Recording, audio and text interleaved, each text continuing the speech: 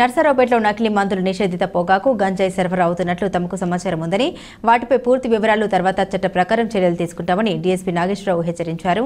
Narasaraopet 2 town PS పరిధిలో 4.5 కేజీల గంజాయి స్వాధీనం చేసుకున్న పోలీసులు శనివారం ఏర్పాటు చేసిన విలేకరుల సమావేశంలో డీఎస్పీ నాగేశ్వరరావు మాట్లాడారు.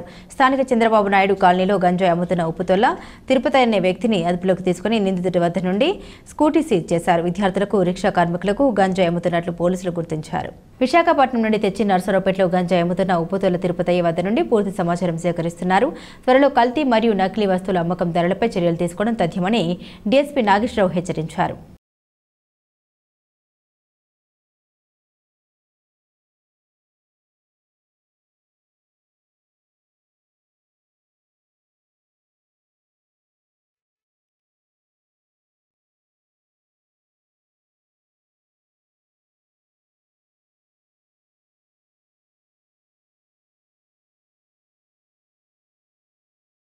నమస్కారం.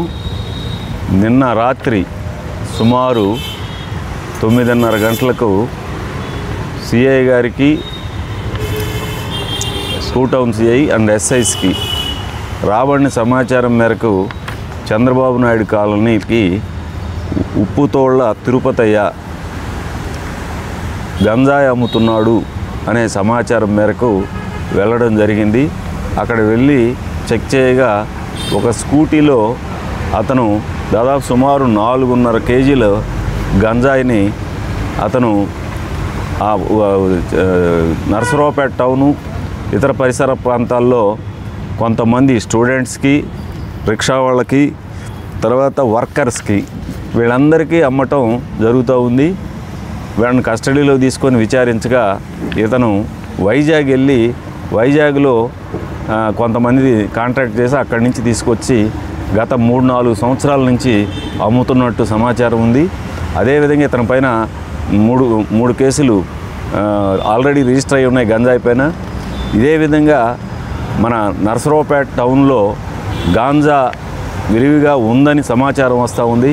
ఇప్పటికే 2 టౌన్ సిఐ గారు 14 కేజీలు గతంలో ఒక బ్యాచ్ను పట్టుకోవడం జరిగింది. ఇప్పుడు ఈ బ్యాచ్ను పట్టుకున్నాం. ఇంకా చాలా సమాచారం ఉంది. కొంతమంది ముసుగులో ఈ యొక్క గాంజా విచ్చలవిడిగా అమ్ముతున్నారని వైజాగ్ నుంచి తీసుకొచ్చి సోర్స్ ఆఫ్ ఇన్ఫర్మేషన్ కూడా పెట్టున్నాం. భవిష్యత్తులో ఇంకా చాలామందిని ఈ కేసుల్లో అరెస్ట్ చేసి రిమాండ్కి పంపిస్తామని మీ ద్వారా తెలియజేస్తున్నాం.